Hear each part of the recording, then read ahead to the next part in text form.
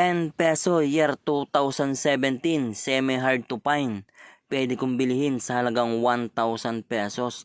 Basta po yan ay may kasamang hard to find na year 2007 at year 2009. Yan po. Sagot ko na po ang shipping fee.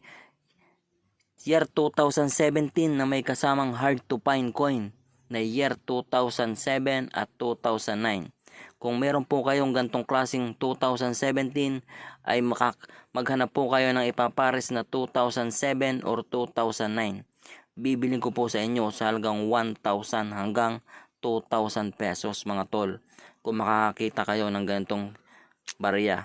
Sagot ko na po ang shipping fee. Para naman po hindi malugi sa shipping fee, dapat po may kasamang hard to find coin na 2007 at 2009 mga tol. Yan po, tingnan nyo pong maigi yan. Napakaganda po niyan. Ilagay sa frame mga tol. Kaya po kung makakita po kayo, ay mag-message po kayo agad sa ating FB page at bibilin ko po sa inyo sa halagang 2,000 pesos.